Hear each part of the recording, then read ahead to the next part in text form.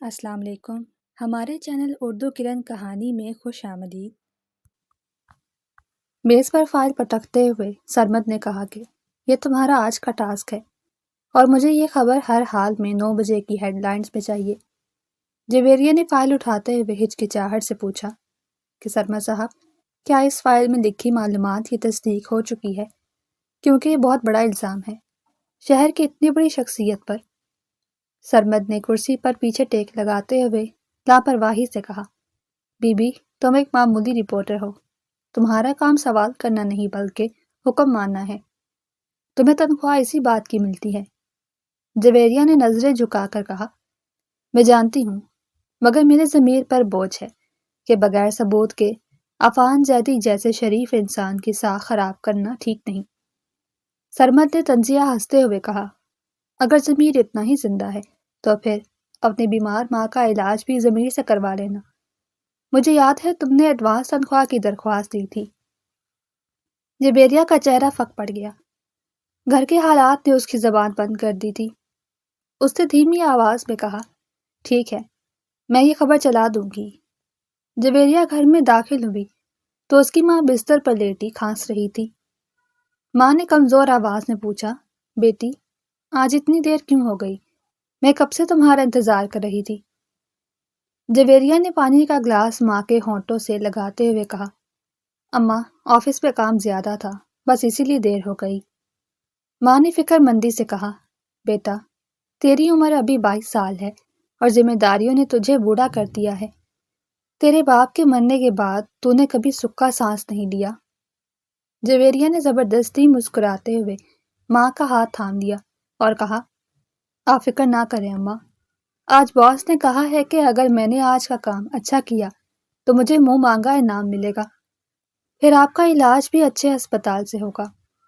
ماں نے دعا دیتے ہوئے کہا، اللہ تجھے بری نظر سے بچائے، مگر بیٹا، مجھے ڈر لگتا ہے، یہ بڑے لوگ غریبوں کا خون نچوڑ لیتے ہیں۔ جویریہ نے ماں کو تسلی دی، کچھ نہیں ہوگا، آپ بس آرام کریں۔ شہر کے پوش علاقے میں بنی وسیع و عریض حویلی کے لاؤنج میں خاموشی چھائی ہوئی تھی، جو طوفان کا پیش خیمہ لگ رہی تھی۔ 35 سالہ Affan Zaidi TV screen پر چلنے والی خبر کو پتھرائی ہوئی آنکھوں سے دیکھ رہا تھا، جس میں اس پر گبن اور دھوکہ دہی کا الزام لگایا جا رہا تھا۔ کمرے کا دروازہ زور سے کھلا اور 32 سالہ مجتبیٰ امین غضبناک انداز میں اندر داخل ہوا۔ مجتبیٰ نے ریموٹ اٹھا کر ٹی وی بند کیا اور گرجدار آواز میں کہا، یہ سب بکواس ہے بھائی جان، آپ یہ زہر کیوں سن رہے ہیں؟ عفان نے تلخی سے کہا، مجتبیٰ، دیکھ رہے ہو یہ لڑکی کیا کہہ رہی ہے؟ ہمارے خاندان کی عزت جو دادا پر دادا نے بنائی تھی وہ آج مٹی میں مل رہی ہے۔ مجتبیٰ نے مٹھیاں بھینچے ہوئے کہا، اس 2 ٹکے کی رپورٹر کی یہ مجال کہ وہ زیدی خاندان پر کیچڑ اچھالے، میں اسے چھوڑوں گا نہیں۔ عفان نے مجتبیٰ کے کندھے پر ہاتھ رکھتے ہوئے کہا، غصے سے کام مت لو، ہمیں قانونی راستہ اپنانا چاہیے۔ مجتبیٰ نے بھائی کا ہاتھ ہٹاتے ہوئے فیصلہ کن انداز میں کہا، قانون اندھا ہوتا ہے بھائی جان، یہ لوگ شرافت کی زبان نہیں سمجھتے۔ اس لڑکی نے جو آگ لگائی ہے اس میں سے خود جلنا ہوگا۔ عفان نے پریشانی سے کہا، مجتبیٰ، تم کچھ غلط نہیں کرو گے، وعدہ کرو۔ مجتبیٰ نے بھائی کی بات سنی انسنی کر دی اور کہا، آپ فکر نہ کریں، بس دیکھتے جائیں کہ جو زبان ہمارے خلاف بولی ہے میں اسے کیسے خاموش کرواتا ہوں۔ یہ کہہ کر مجتبیٰ تیز قدموں سے باہر نکل گیا اور عفان اسے روکنے کے لیے آواز دیتا رہ گیا، مگر مجتبیٰ کے سر پر خون سوار تھا۔ رات کا اندھیرا گہرا ہو چکا تھا اور جویریہ بس اسٹاپ پر اکیلی کھڑی سواری کا انتظار کر رہی تھی۔ ایک کالی گاڑی اس کے قریب آ کر رکی اور شیشہ نیچے ہوا۔ ڈرائیونگ سیٹ پر بیٹھے کبیر نے سخت لہجے میں کہا، محترمہ، گاڑی میں بیٹھ جائیں، صاحب آپ سے ملنا چاہتے ہیں۔ جویریہ نے گھبرا کر پیچھے ہٹتے ہوئے کہا، کون صاحب؟ میں آپ کو نہیں جانتی، گاڑی آگے بڑھائیں۔ کبیر نے گاڑی کا دروازہ کھولا اور باہر نکلتے ہوئے کہا، شرافت سے بیٹھ جاؤ ورنہ تماشا بنے گا اور نقصان تمہارا ہی ہوگا۔ جویریہ نے چیخنے کی کوشش کی، بچاؤ، کوئی ہے؟ مگر سڑک سنسان تھی۔ کبیر نے آگے بڑھ کر اس کا بازو پکڑ لیا اور کہا، چیخنے کا کوئی فائدہ نہیں، تم نے جس شیر کی دم پر پاؤں رکھا ہے اب اس کا سامنا تو کرنا ہی پڑے گا۔ جویریہ نے مزاحمت کرتے ہوئے کہا، مجھے چھوڑ دو، تم لوگ کون ہو؟ میں پولیس کو بلا لوں گی۔ کبیر نے اسے زبردستی گاڑی کی پچھلی نشست پر دھکیلا اور کہا، پولیس تب آئے گی جب تم یہاں سے بچ کر جاؤ گی، اب خاموشی سے بیٹھو۔ گاڑی فراٹے بھرتی ہوئی اندھیرے میں گم ہو گئی۔ جویریہ نے روتے ہوئے کہا، میرا یقین کریں، میں نے کچھ نہیں کیا، مجھے میرے گھر جانے دیں۔ کبیر نے ڈرائیونگ کرتے ہوئے کہا، یہ فیصلہ مجتبیٰ امین کریں گے کہ تمہارا گھر جانا بنتا ہے یا قبرستان۔ مجتبیٰ کا نام سنتے ہی جویریہ کے اوسان خطا ہو گئے، کیونکہ اس نے عفان زیدی کے بھائی کے غصے کی داستانیں سن رکھی تھیں۔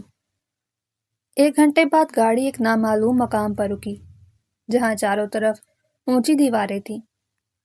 کبیر نے جویریہ کو گاڑی سے اتارا اور سامنے بنی عمارت کی طرف چلنے کا اشارہ کیا۔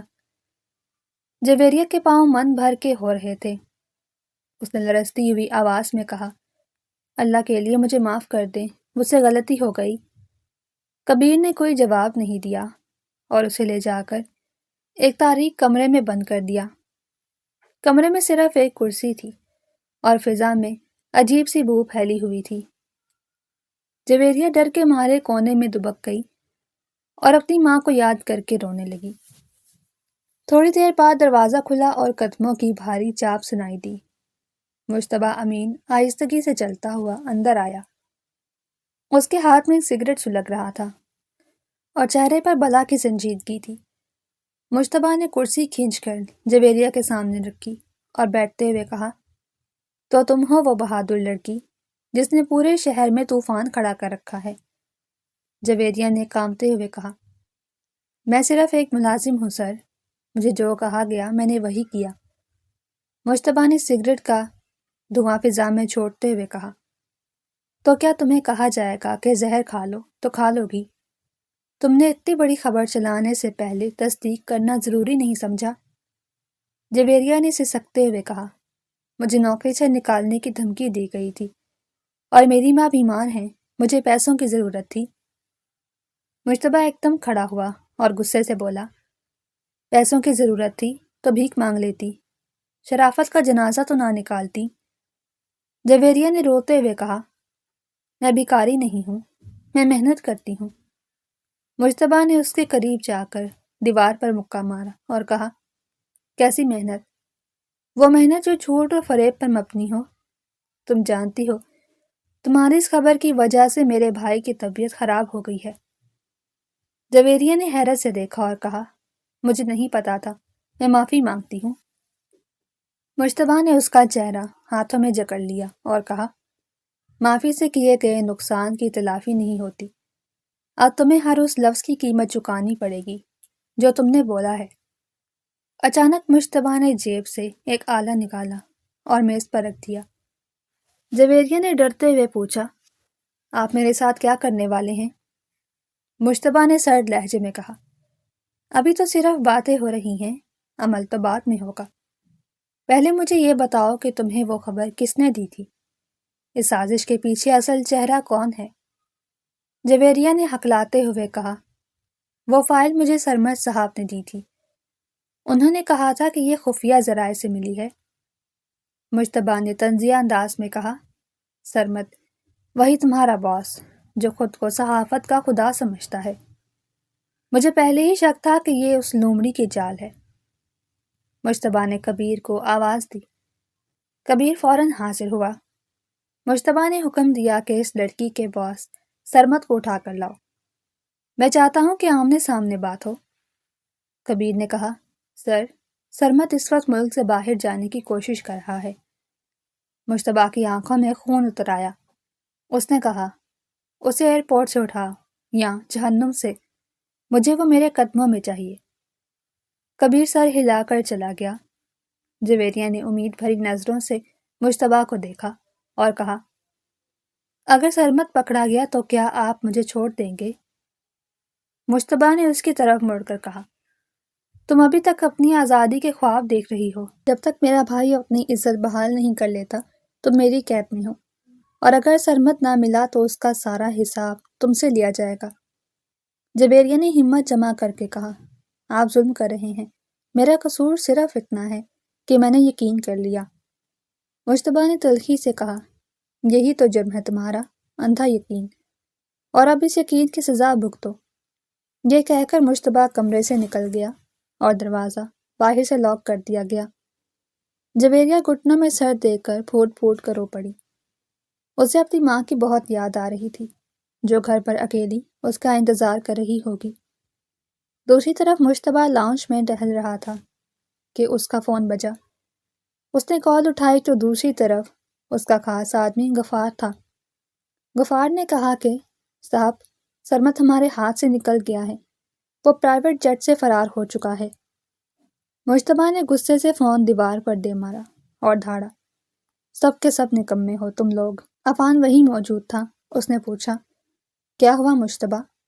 مجتبیٰ نے دانت پیستے ہوئے کہا، اصل ملزم بھاگ گیا ہے بھائی جان، اب سارا غصہ اس لڑکی پر نکلے گا، وہی اب ہمارا واحد راستہ ہے سچ تک پہنچنے کا۔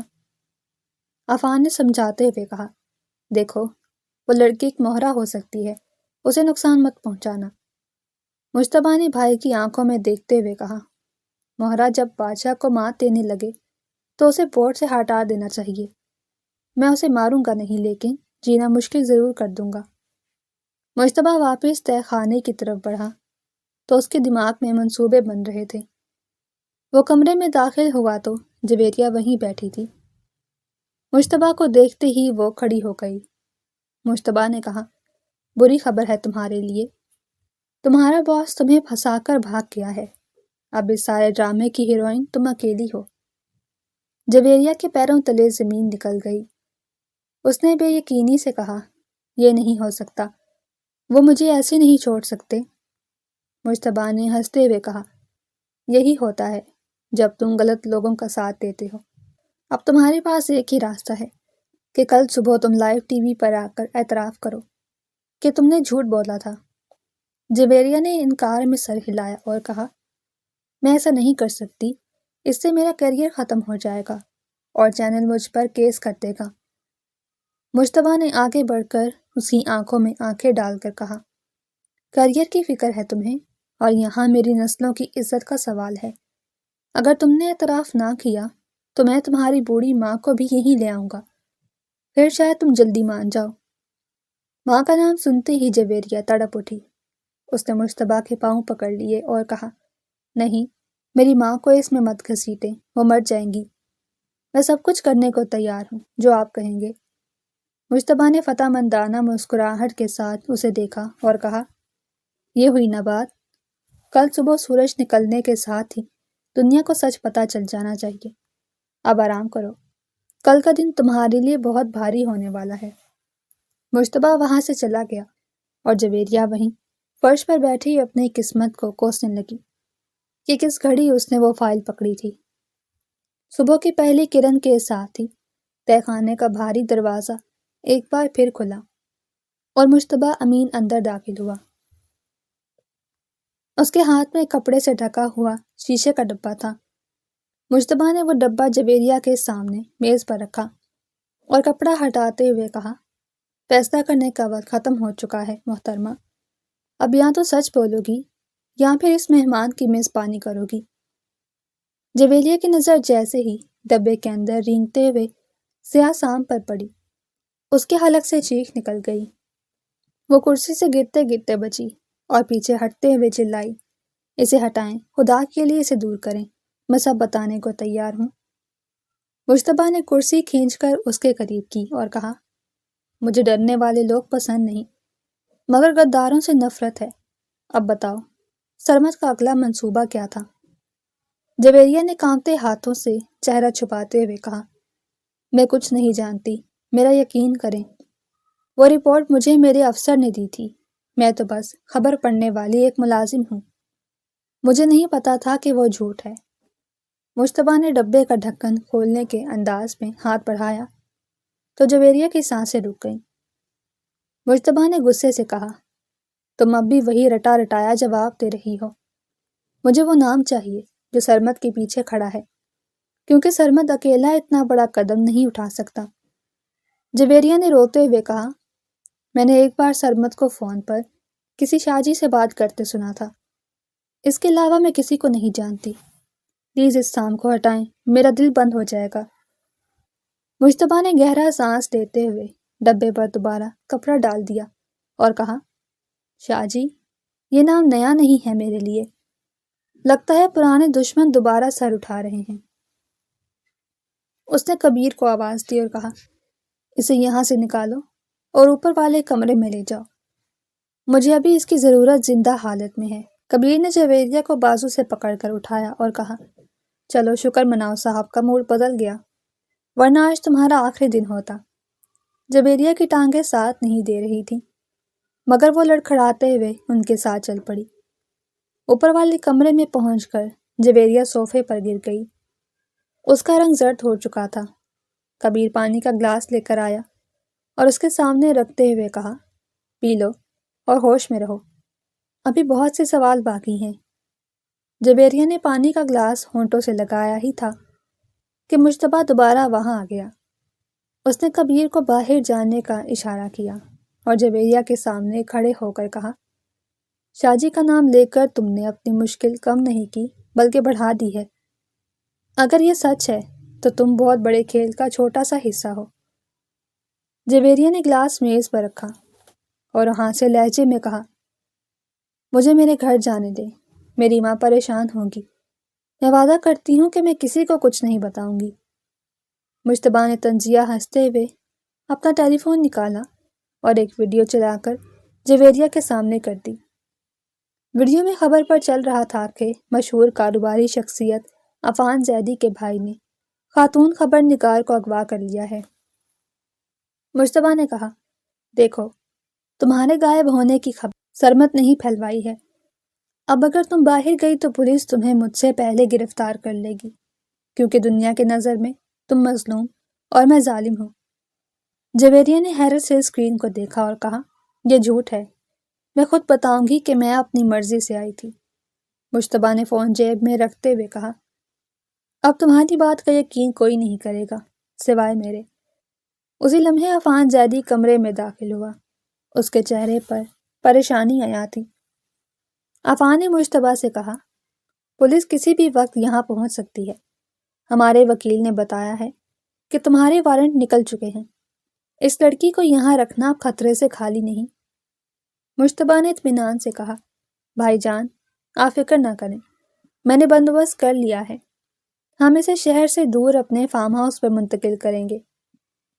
عفان نے جویریہ کی طرف دیکھا اور نرمی سے پوچھا، بیٹا، کیا تم واقعی مجبوری میں یہ سب کر رہی تھی یا تم بھی ان کے ساتھ ملی ہوئی ہو؟ جویریہ نے عفان کی شرافت دیکھ کر شرمندگی سے سر جھکا لیا اور کہا، مجھے معاف کر دے سر، میں پیسوں کی خاطر اندھی ہو گئی تھی، مگر میں قسم کھاتی ہوں کہ میں آپ کے دشمنوں کے ساتھ نہیں ہوں۔ مجتبیٰ نے بات کاٹتے ہوئے کہا، معافی تلافی کے بعد ملے گی، ابھی ہمیں یہاں سے نکلنا ہے۔ اس نے جویریہ سے کہا کہ اٹھو اور خاموشی سے میرے ساتھ چلو، اگر راستے میں ہوشیاری دکھانے کی کوشش کی تو یاد رکھنا کہ میں پولیس سے زیادہ خطرناک ہوں۔ جویریہ خاموشی سے اٹھ کھڑی ہوئی۔ مجتبیٰ نے اسے پچھلے دروازے کی طرف جانے کا اشارہ کیا۔ باہر بارش شروع ہو چکی تھی، جس نے ماحول کو مزید پراسرار بنا دیا تھا۔ گاڑی میں بیٹھتے ہی مجتبیٰ نے رفتار بڑھا دی۔ جویریہ پچھلی نشست پر سہمی ہوئی بیٹھی تھی اور بار بار پیچھے مڑ کر دیکھ رہی تھی۔ مجتبیٰ نے آئینے میں اس کی نظروں کا تعاقب کرتے ہوئے کہا، پیچھے مت دیکھو، ماضی تمہیں صرف تکلیف دے گا، آگے دیکھو جہاں تمہاری نجات ہے۔ جویریہ نے دبی آواز سے پوچھا، ہم کہاں جا رہے ہیں؟ مجتبیٰ نے کہا، ایک ایسی جگہ جہاں تمہارا باس اور پولیس دونوں نہیں پہنچ سکتے، وہاں جا کر ہم اس شاجی کی کنڈلی نکالیں گے جس کا تم نے ذکر کیا تھا۔ اچانک مجتبیٰ کے فون کی گھنٹی بجی۔ اس نے فون کان سے لگایا تو دوسری طرف اس کا مخبر بات کر رہا تھا۔ مخبر نے بتایا کہ صاحب، سرمد نے آپ کے پرانے گودام پر اپنے آدمی بھیج دیے ہیں، اسے شک ہے کہ لڑکی وہاں ہے۔ مشتبہ نے مسکراتے ہوئے کہا، اسے وہیں ڈھونڈنے دو، میں اسے ایسی جگہ چوٹ پہنچاؤں گا جہاں اسے درد بھی محسوس نہ ہو۔ فون بند کر کے مشتبہ نے جویریہ سے کہا، تمہارا باس تمہیں ڈھونڈنے کے لیے بے چین ہے، لگتا ہے تمہارے پاس کوئی ایسا راز ہے جو تم خود بھی نہیں جانتی۔ جویریہ نے سوچتے ہوئے کہا، میرے پاس صرف وہ ایک فائل تھی، اس کے علاوہ تو کچھ نہیں ہے۔ مشتبہ نے اچانک گاڑی کو بریک لگائی اور سڑک کے کنارے روک دی۔ جویریہ گھبرا گئی اور پوچھا، کیا ہوا، ہم رک کیوں گئے؟ مشتبہ نے پیچھے مڑ کر اس کی آنکھوں میں دیکھا اور کہا، دماغ پر زور ڈالو جویریہ، کیا سرمد نے تمہیں کوئی ایسی چیز دی تھی، کوئی چھوٹی سی ڈیوائس، کوئی کارڈ یا کوئی تحفہ جو غیر معمولی لگا ہو؟ جویریہ نے نفی میں سر ہلایا، پھر اچانک چونکی اور بولی، ہاں، جس دن مجھے یہ فائل ملی تھی سرمد نے مجھے ایک قلم تحفے میں دیا تھا اور کہا تھا کہ اسے ہمیشہ اپنے پاس رکھنا، یہ تمہارے لیے خوش قسمتی لائے گا۔ مشتبہ کی آنکھوں میں چمک آ گئی، اس نے جلدی سے پوچھا، وہ قلم کہاں ہے؟ جویریہ نے اپنا بیگ ٹٹولا اور ایک سیاہ رنگ کا قلم نکال کر مشتبہ کو دکھایا۔ مشتبہ نے قلم لے کر اسے غور سے دیکھا اور اس کے اوپر والے حصے کو گھمایا تو اس کے اندر سے ایک چھوٹی سی چپ برآمد ہوئی۔ مشتبہ نے فاتحانہ انداز میں کہا، یہ ہے وہ تاش کا پتہ جو سرمد چھپانا چاہتا تھا، اس میں ضرور اس کے تمام کالے کرتوتوں کا ریکارڈ ہوگا۔ جویریہ حیرت سے منہ کھولے بیٹھی تھی کہ وہ انجانے میں کتنا بڑا ثبوت اپنے ساتھ لیے پھر رہی تھی۔ مشتبہ نے گاڑی دوبارہ سٹارٹ کی اور کہا، اب کھیل کا پانسا پلٹے گا، سرمد نے تمہیں پھنسانے کے لیے جو جال بچھایا تھا اب وہ خود اس میں پھنسے گا۔ جویریہ نے ڈرتے ہوئے کہا، اگر اسے پتہ چل گیا کہ چپ ہمارے پاس ہے تو وہ ہمیں جان سے مار دے گا۔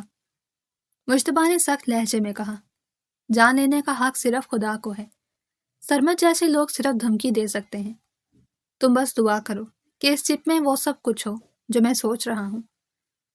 کچھ دیر بعد وہ ایک سنسان علاقے میں بنی قدیم حویلی کے سامنے رک گئے۔ یہ مشتبہ کا خفیہ ٹھکانہ تھا۔ چوکیدار نے دروازہ کھولا اور گاڑی اندر داخل ہوئی۔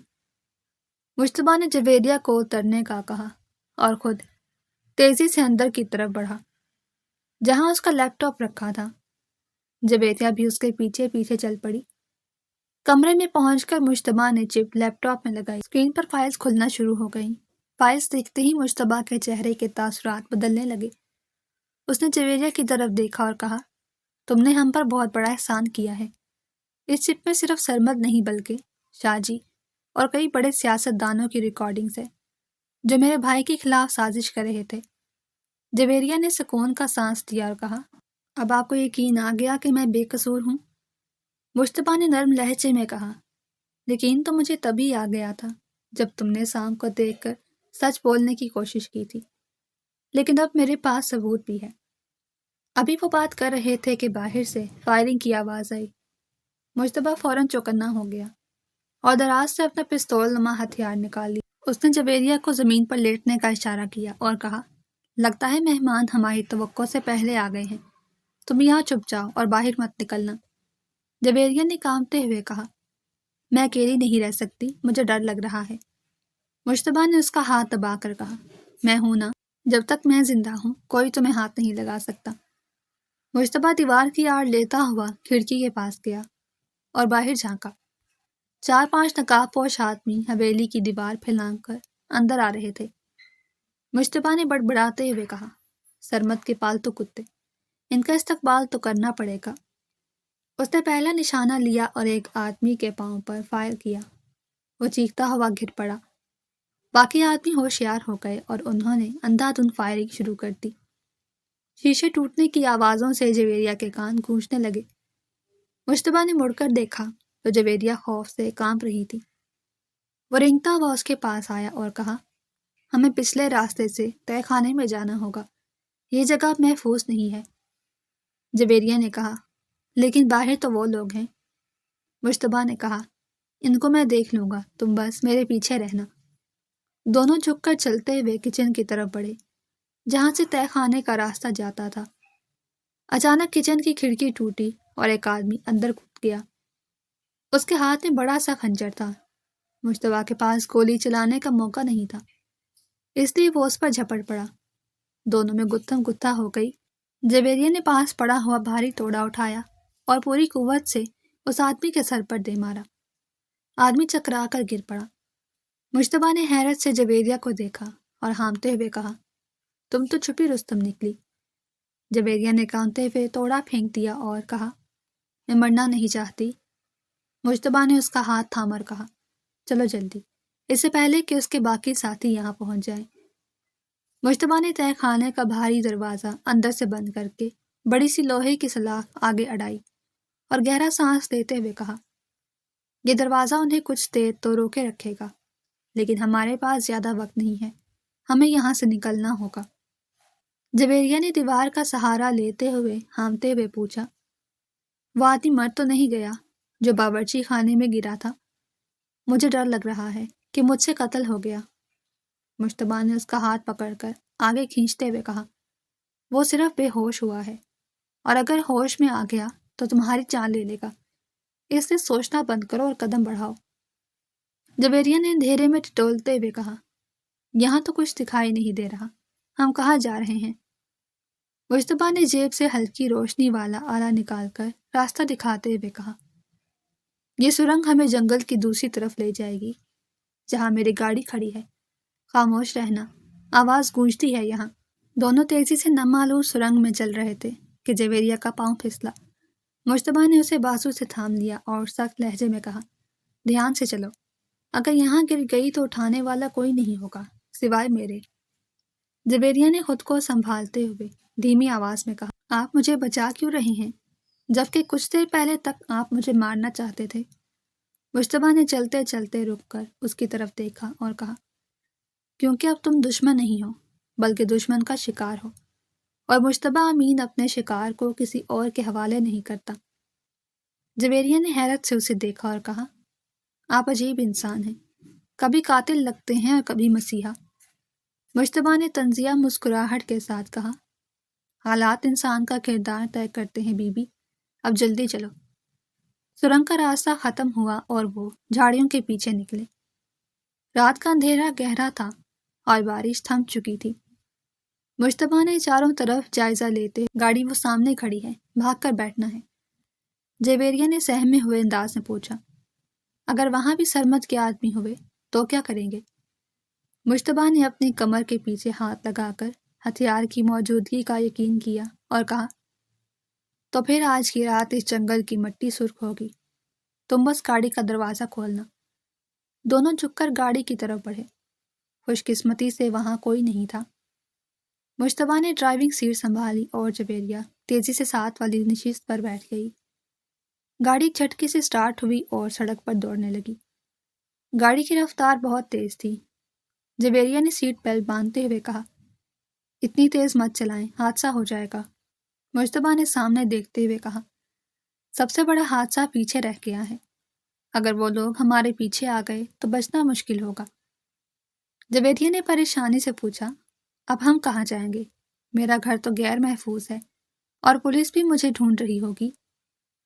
مشتبہ نے اسٹیئرنگ پر گرفت مضبوط کرتے ہوئے کہا، تمہارا گھر غیر محفوظ ہے، لیکن تمہاری ماں وہاں اکیلی ہے، اور سرمد جیسا کمینہ انسان تمہیں باہر نکالنے کے لیے تمہاری ماں کو استعمال کرے گا۔ جویریہ کے چہرے پر ہوائیاں اڑنے لگی۔ اس نے چیخ کر کہا، گاڑی میرے گھر کی طرف موڑیں، مجھے اپنی ماں کو بچانا ہے، پلیز جلدی کریں۔ مشتبہ نے کہا، میں وہیں جا رہا ہوں، دماغ خراب نہیں ہے میرا جو انہیں وہاں چھوڑ دوں گا۔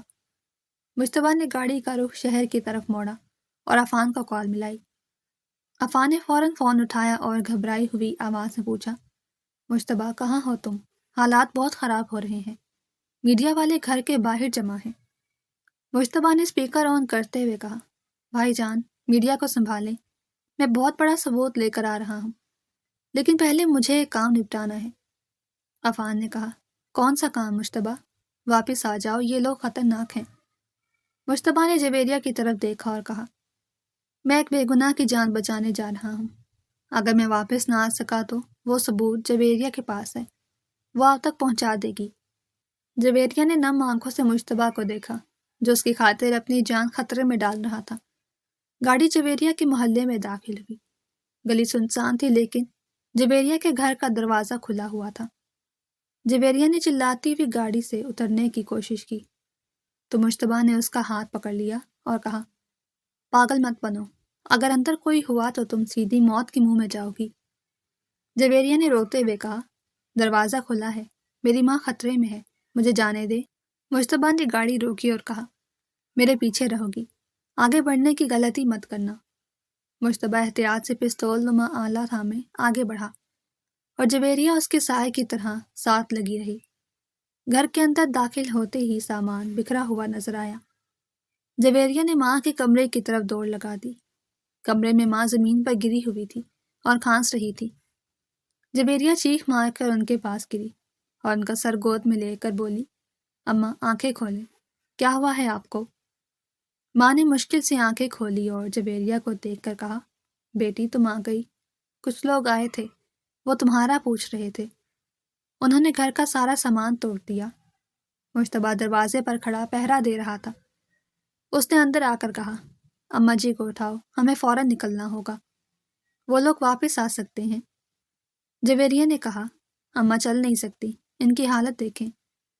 مشتبہ نے آگے بڑھ جویریہ کی ماں کو بازوؤں میں اٹھا لیا اور کہا، باتیں بعد میں کرنا، ابھی جان بچانا ضروری ہے، دروازہ کھولو۔ جویریہ نے جلدی سے آگے بڑھ کر راستہ صاف کیا اور تینوں گاڑی میں بیٹھے ہی تھے کہ گلی کے موڑ پر دو گاڑیاں نمودار ہوئیں اور ان کی طرف بڑھنے لگیں۔ مشتبہ نے گاڑی کو ریورس گیئر میں ڈالا اور پوری قوت سے ایکسیلیٹر دبا دیا۔ گاڑی پیچھے کی طرف بھاگی اور دوسری گلی میں مڑ گئی۔ جویریہ نے پیچھے مڑ کر دیکھا اور کہا، وہ ہمارا پیچھا کر رہے ہیں۔ مشتبہ نے تان پیستے ہوئے کہا، کرنے دو، آج ان کو ان کی اوقات یاد دلا دوں گا۔ مشتبہ نے گاڑی کو تنگ گلیوں میں گھمانا شروع کر دیا تاکہ پیچھا کرنے والوں کو چکما دے سکے۔ پچھلی نشست پر لیٹی ماں کرا رہی تھی۔ جویریہ نے ان کا ہاتھ تھامے ہوئے کہا، بس تھوڑی دیر اماں، ہم محفوظ جگہ پہنچ جائیں گے۔ مشتبہ نے اچانک ایک اندھے موڑ پر گاڑی روکی اور ہیڈ لائٹس بند کر دی۔ اس نے جویریہ سے سرگوشی میں کہا، نیچے جھک جاؤ اور آواز مت نکالنا۔ ان کے قریب سے دشمن کی گاڑیاں تیزی سے گزر گئیں۔ جویریہ کا دل زور زور سے دھڑک رہا تھا۔ مشتبہ نے سکھ کا سانس لیا اور کہا، بے وقوف ہیں، سیدھے راستے پر ڈھونڈتے رہیں گے۔ کچھ دیر بعد وہ شہر کے مضافات میں ایک چھوٹے سے فارم ہاؤس پر پہنچے۔ یہ جگہ سنسان اور محفوظ لگ رہی تھی۔ مشتبہ نے گاڑی اندر کھڑی کی اور جویریہ کی ماں کو اتارنے میں مدد کی۔ اندر پہنچ کر جویریہ نے ماں کو بستر پر لٹایا اور پانی پلایا۔ مشتبہ نے کھڑکی سے باہر جھانکتے ہوئے پردہ گرایا اور جویریہ کے پاس آ کر کہا، یہاں تم لوگ محفوظ ہو، یہ جگہ کسی کے ریکارڈ میں نہیں ہے۔ جویریہ نے ماں کے ماتھے پر بوسہ دیا اور کھڑی ہو کر مشتبہ کے سامنے آئی اور کہا، آپ نے آج مجھ پر اور میری ماں پر جو احسان کیا ہے، میں ساری زندگی نہیں اتار سکتی۔ مشتبہ نے سنجیدگی سے کہا، احسان نہیں، قرض اتارا ہے تم نے، میری جان بچائی تھی، میں نے تمہاری ماں کی جان بچا دی، حساب برابر۔ جویریہ نے وہ قلم جس پہ چپ چھپی ہوئی تھی مشتبہ کی طرف بڑھایا اور کہا، اب اس حساب کو پورا کریں جس نے ہماری زندگیاں برباد کی ہیں۔ مشتبہ نے قلم تھام لیا اور کہا، اب سرمد اور اس کے شاہ جی کی باری ہے رونے کی۔ اس نے اپنا لیپ ٹاپ بیگ سے نکالا اور میز پر رکھ دیا۔ مشتبہ نے جویریہ سے کہا، میرے پاس آؤ اور دیکھو اس میں کیا ہے، شاید تم کوئی آواز یا چہرہ پہچان لو۔ جویریہ ہچکچاتے ہوئے اس کے پاس کرسی پر بیٹھ گئی۔ مشتبہ نے فائل کھولی تو اس میں ایک آڈیو ریکارڈنگ تھی۔ اس نے پلے کا بٹن دبایا۔ کمرے میں سرمد کی آواز گونجی جو کہہ رہا تھا، شاہ جی فکر نہ کریں، لڑکی بے وقوف ہے، وہ خبر چلا دے گی اور عفان زیدی کی ساہ ختم ہو جائے گی، پھر الیکشن میں آپ کا راستہ صاف ہوگا۔ دوسری طرف سے ایک بھاری آواز آئی، کام پکا ہونا چاہیے سرمد، اگر غلطی ہوئی تو تم جانتے ہو میں غداروں کے ساتھ کیا کرتا ہوں۔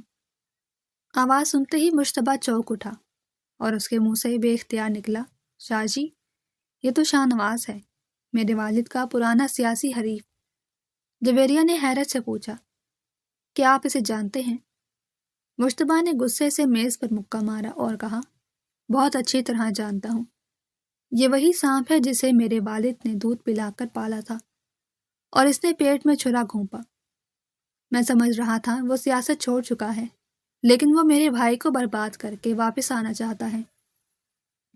جویریہ نے ڈرتے ہوئے کہا، وہ بہت طاقتور لگ رہا ہے، کیا ہم اس کا مقابلہ کر سکیں گے؟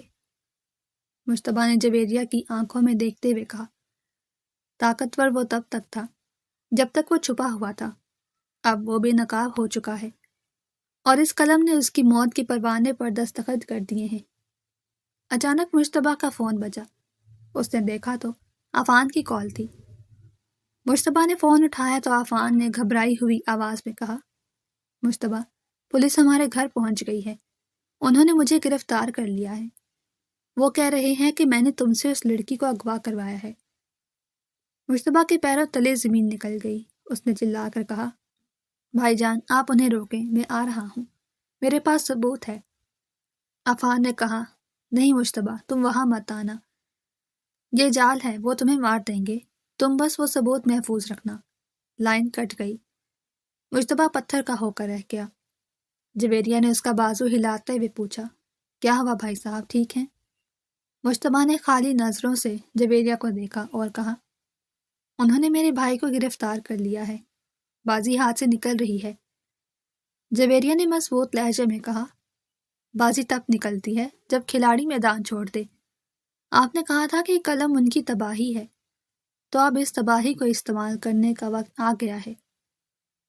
مشتبہ نے چونک کر جویریہ کو دیکھا۔ اس کی آنکھوں میں خوف کی جگہ عزم نے لے لی تھی۔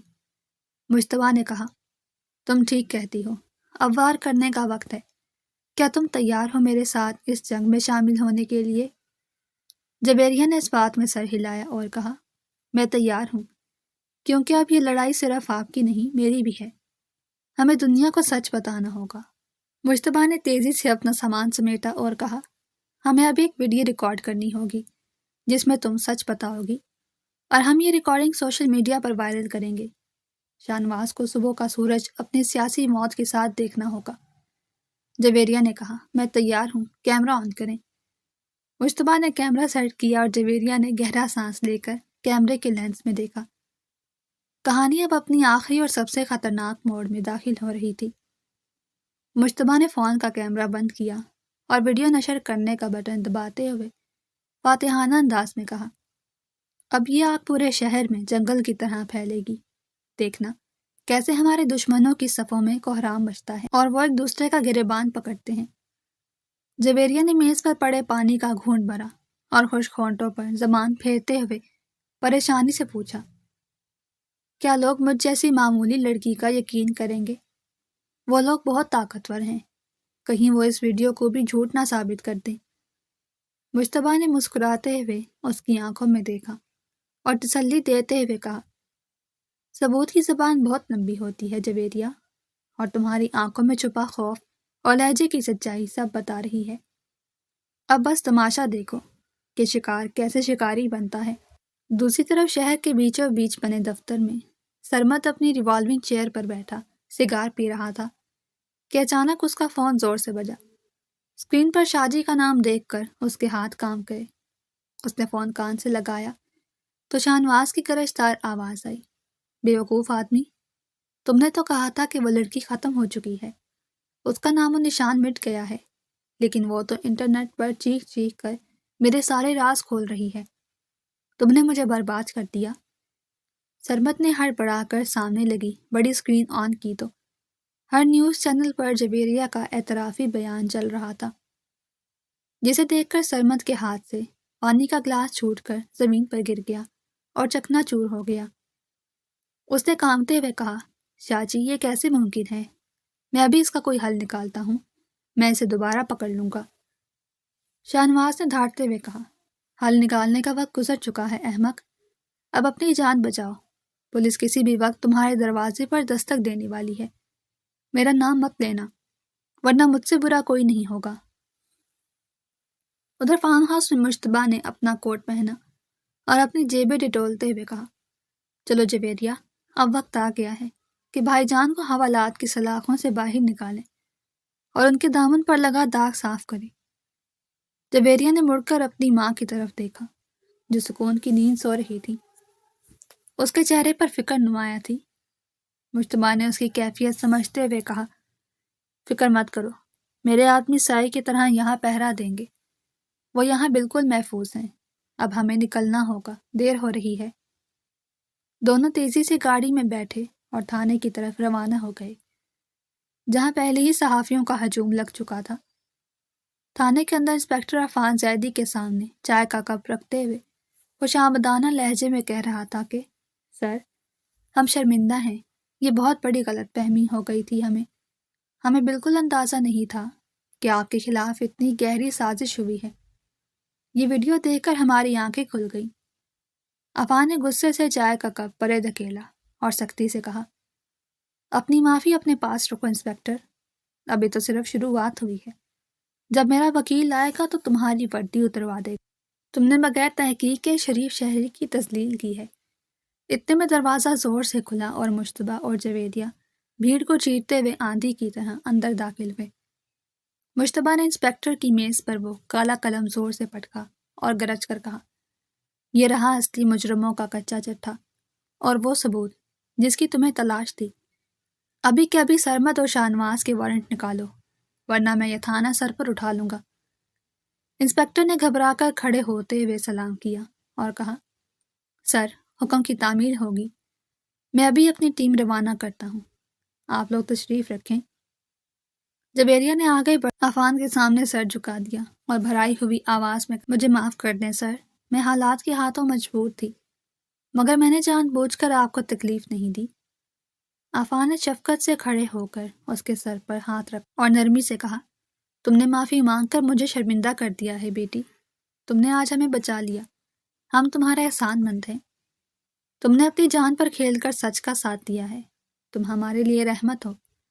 اچانک باہر سے شور اٹھا اور ایک سپاہی بھاگتا ہوا آیا اور ہامتے ہوئے بولا، سر، ابھی خبر ملی ہے کہ پولیس سرمد کو پکڑنے پہنچی تھی، لیکن اس نے گرفتاری کے ڈر سے خود کو ختم کر لیا ہے۔ اس نے اپنے ہاتھوں اپنی سانسیں روک لی۔ مجتبیٰ نے یہ سن کر ٹھنڈے لہجے میں کہا، بزدل اور کم ظرف لوگ یہی کرتے ہیں، وہ اپنے کیے کا سامنا نہیں کر سکتے، لیکن یاد رہے کہ اصلی مگرمچھ ابھی بھی زندہ ہے اور شاہنواز اتنی آسانی سے نہیں بچے گا۔ تبھی مجتبیٰ کی جیب میں فون بجا۔ اس نے اسکرین پر دیکھا تو ایک انجان نمبر تھا۔ اس نے کال اٹھائی تو دوسری طرف سے شاہنواز کی بھاری اور غضبناک آواز آئی، خوشیاں منانے کی ضرورت نہیں ہے مجتبیٰ، یہ تو بس پہلا راؤنڈ تھا، کھیل ابھی ختم نہیں ہوا۔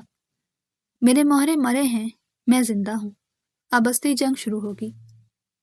مجتبیٰ نے طنزیہ ہنستے ہوئے کہا، میں انتظار کروں گا شاہ جی، لیکن یاد رکھنا اگلی بار شکار میں نہیں آپ ہوں گے، اور اب میں آ رہا ہوں۔ مجتبیٰ نے فون بند کر کے سختی سے میز پر رکھا اور عفان کی طرف مڑ کر فیصلہ کن انداز میں کہا، بھائی جان، آپ جویریہ کو لے کر فوراً گھر جائیں، مجھے ابھی اسی وقت ہوائی اڈے پہنچنا ہے، کیونکہ مخبر نے خبر دی ہے کہ شاہنواز ملک سے بھاگنے کی کوشش کر رہا ہے، اور اگر وہ نکل گیا تو ہماری جیت ہار میں بدل جائے گی۔ عفان نے پریشانی کے عالم میں آگے بڑھ کر اس کا بازو مضبوطی سے پکڑ لیا اور کہا، نہیں مجتبیٰ، خدا کے لیے ہوش کے ناخن لو، پولیس اپنا کام کر لے گی، تم کیوں جان بوجھ کر آگ میں کود رہے ہو؟ وہ لوگ خطرناک ہیں اور ان کے پاس کچھ کھونے کو نہیں ہے۔ مجتبیٰ نے نرمی مگر مضبوطی سے اپنا ہاتھ چھڑاتے ہوئے کہا، بھائی جان، پولیس دیر کر دے گی، اور شاہنواز جیسے سانپ قانون کی کمزوریوں سے کھیلنا جانتے ہیں۔ اگر وہ آج ہاتھ سے نکل گیا تو وہ باہر بیٹھ کر ہماری جڑیں کاٹے گا، مجھے اسے ہر حال میں روکنا ہوگا، یہ میری جنگ ہے۔ جویریہ جو اب تک خاموش کھڑی تھی ایک قدم آگے بڑھی اور مجتبیٰ کی آنکھوں میں دیکھتے ہوئے بولی، یہ جنگ صرف آپ کی نہیں ہے مجتبیٰ صاحب، میں بھی آپ کے ساتھ چلوں گی، ہم نے یہ سفر مل کر شروع کیا تھا اور اس کا اختتام بھی ساتھ ہی کریں گے۔ مجتبیٰ نے اسے گھورتے ہوئے سخت لہجے میں کہا، ضد مت کرو جویریہ، وہاں حالات بہت خراب ہو سکتے ہیں، وہ لوگ گھیرا تنگ ہونے پر گولیاں چلانے سے دریغ نہیں کریں گے، یہ کوئی بچوں کا کھیل نہیں ہے، گاڑی میں بیٹھو اور گھر جاؤ۔ جویریہ نے مضبوط لہجے میں جواب دیا، میں موت کو بہت قریب سے دیکھ چکی ہوں، جب آپ مجھے اس تہہ خانے میں لائے تھے تب ڈر لگتا تھا، مگر اب نہیں لگتا۔ میں اکیلی گھر نہیں جاؤں گی، یہاں تو مجھے ساتھ لے چلیں یا میں یہیں کھڑی رہوں گی۔ مصطفیٰ نے ایک لمحہ اس کے پرعزم چہرے کو دیکھا اور پھر ہار مانتے ہوئے سر ہلا کر کہا، ٹھیک ہے، مگر وعدہ کرو کہ تم گاڑی سے نیچے نہیں اترو گی۔ بیٹھو جلدی، وقت بہت کم ہے۔ گاڑی سڑک پر آتے ہی ہوا سے باتیں کرنے لگی۔ مصطفیٰ کی گرفت اسٹیئرنگ پر سخت تھی اور جویریہ بار بار اس کے چہرے کے بدلتے تاثرات دیکھ رہی تھی۔ مصطفیٰ نے ڈرائیونگ کے دوران ہی پولیس افسر کو کال ملائی اور چلاتے ہوئے کہا، انسپکٹر سن لو، ہوائی اڈے کے تمام راستے سیل کر دو اور رن وے پر گاڑیاں کھڑی کر دو۔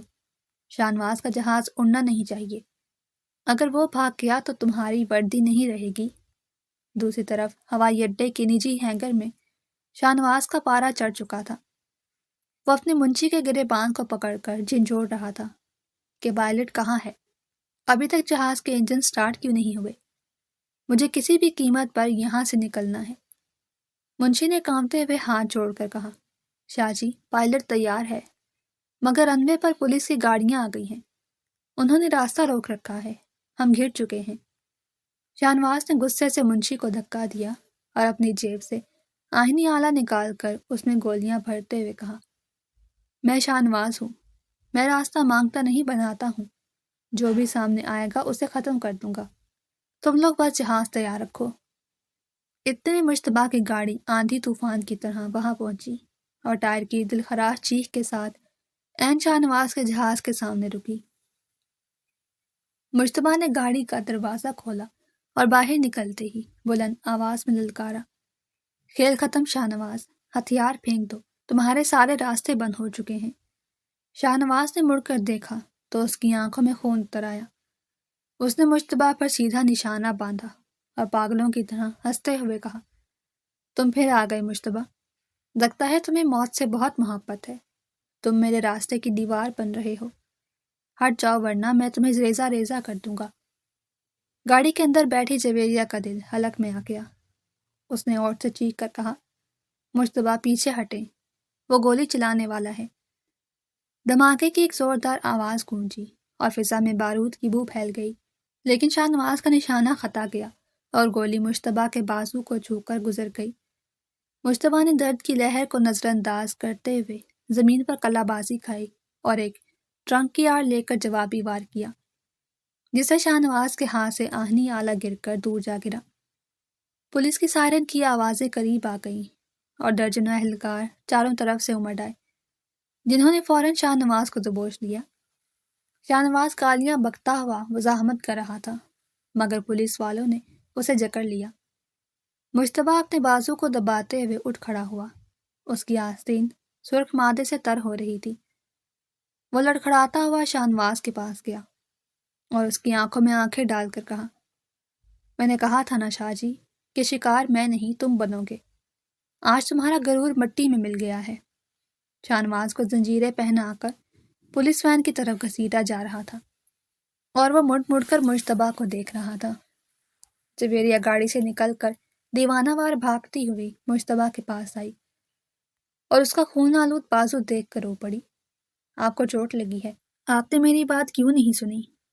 مشتبہ نے درد کے باوجود مسکراتے ہوئے اس کے آنسوؤں کو دیکھا اور کہا، یہ صرف ایک زخم ہے جویریہ، لیکن یہ جیت کا نشان ہے، دیکھو آج برائی ہمیشہ کے لیے ہار گئی۔ جویریہ نے کانپتے ہاتھوں سے اپنا دوپٹہ پھاڑا اور اس کے زخم پر کس کر باندھتے ہوئے کہا، مجھے جیت نہیں، آپ کی زندگی چاہیے، اب خدا کے لیے گھر چلیں، اماں اور بھائی جان شدت سے انتظار کر رہے ہوں گے، وہ بہت پریشان ہوں گے۔ مشتبہ نے اسے گہری اور پرسکون نظروں سے دیکھا، جیسے طوفان کے بعد سمندر تھم گیا ہو، اور کہا، ہاں جویریہ، اب گھر چلنے کا وقت ہے، اب جنگ ختم ہوئی اور سکون کا وقت شروع ہوا۔ اسپتال کے کمرے میں عجیب سی خاموشی چھائی ہوئی تھی، جسے صرف مشینوں کی ہلکی آوازیں توڑ رہی تھی کہ اچانک مشتبہ نے اپنے بازو پر لگی نلکی نوچنے کی کوشش کی تو پاس بیٹھی جویریہ نے تیزی سے اس کا ہاتھ تھام لیا اور رنجیدہ لہجے میں کہا، آپ کو ذرا بھی اپنی جان کی پرواہ نہیں، طبیب نے سختی سے منع کیا ہے کہ ہلنا جلنا نہیں ہے، ورنہ زخم دوبارہ کھل جائے گا۔ मुश्तबा ने जवेरिया की नम आंखों में देखते हुए अपनी गिरफ्त ढीली छोड़ दी और थके हुए लहजे में कहा, मुझे इन बंद कमरों से वहशत होती है जवेरिया। मेरा काम खत्म हो चुका है।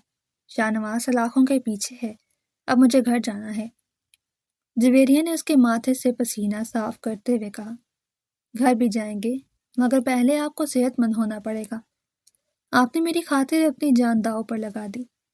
अगर आपको कुछ हो जाता तो मैं सारी जिंदगी खुद को माफ न कर पाती। मुश्तबा ने गहरी नजरों से उसे देखा और कहा, अगर तुम्हें कुछ हो जाता तो मैं शायद खुद को जिंदा न छोड़ता। ये जख्म तो बढ़ जाएगा, मगर तुम्हारे खोने का डर मुझे मार देता है। इसी असना में कमरे का दरवाजा खुला और अफान जैदी चमकते हुए चेहरे के साथ अंदर दाखिल हुआ। उसके हाथों में मिठाई का डिब्बा था। अफान ने आते ही मुश्तबा के सर पर प्यार किया और कहा, शेर जवान, खुशखबरी सुन लो। अदालत ने शाहनवाज और सरमद को सख्त तरीन सजा सुना दी है और उनकी जायदाद जब्त करने का हुक्म दिया है। हमारी इज्जत पर लगा हर दाग धुल चुका है। मुश्तबा के चेहरे पर इत्मीनान की मुस्कुराहट फैल गई।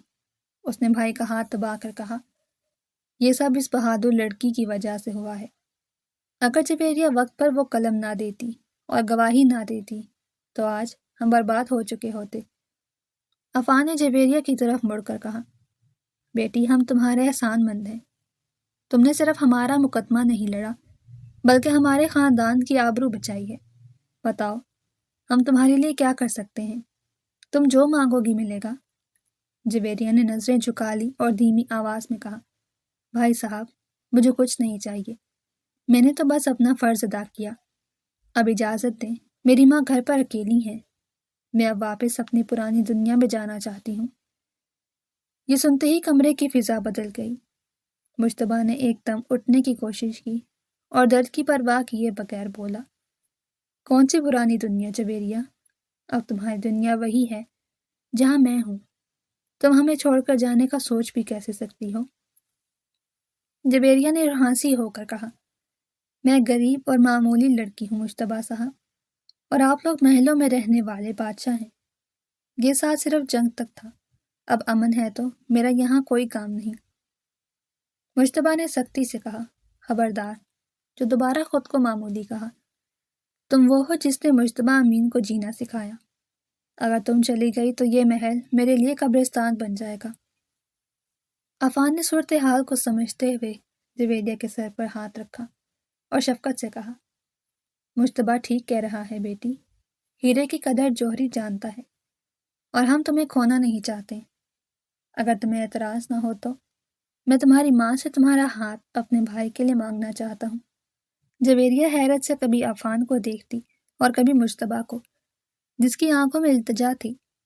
जवेरिया ने कांपती आवाज में कहा, क्या आप लोग वाकई मुझे अपनाना चाहते हैं? दुनिया क्या कहेगी? मुश्तबा ने उसका हाथ मजबूती से थाम लिया और फैसला कुन लहजे में कहा, दुनिया की परवाह वो करते हैं जो कमजोर। मुझे सिर्फ तुम्हारी परवाह है। बोलो, क्या तुम इस जिद्दी और खपती इंसान के साथ पूरी जिंदगी गुजारने का हौसला रखती हो? जवेरिया के आंसू छलक पड़े और उसने इस बात में सर हिला दिया, जिस पर अफान ने खुशी से नारा लगाया। कुछ दिन बाद जैदी हाउस रोशनियों से जगमगा रहा था। हर तरफ फूलों की महक थी और मेहमानों का हजूम था। जवेरिया दुल्हन के रूप में चांद का टुकड़ा लग रही थी जब वो स्टेज पर मुश्तबा के साथ बैठी। मुश्तबा ने उसके कान में सरगोशी करते हुए कहा, याद है मैंने उस पहली रात क्या कहा था कि मुझे झूठ से नफरत है, और आज मैं एक सच बोलना चाहता हूँ। जवेरिया ने मुस्कुराते हुए पूछा, कौन सा सच? मुश्तबा ने उसकी आंखों में झांकते हुए कहा, ये कि तुम मेरी जिंदगी का सबसे खूबसूरत फैसला हो। मैंने तुम्हें कैद किया था, लेकिन तुमने मेरे दिल को कैद कर लिया है। अब ये कैद ताहयात रहेगी। जवेरिया ने शर्मा कर कहा, और ये वाहिद कैद है जिससे मैं कभी रिहा नहीं होना चाहती। दोनों ने एक दूसरे को देखा और मुस्कुरा दिए। बाहर आसमान पर आतिशबाजी हो रही थी और अंदर दो दिल हमेशा के लिए एक हो चुके थे। यूं नफरत, साजिश और खौफ से शुरू होने वाली ये दास्तान मोहब्बत के एक लाजवाब रिश्ते पर तमाम। अगर आपको हमारी कहानी पसंद आई हो तो चैनल को सब्सक्राइब, वीडियो को लाइक और शेयर ज़रूर करें।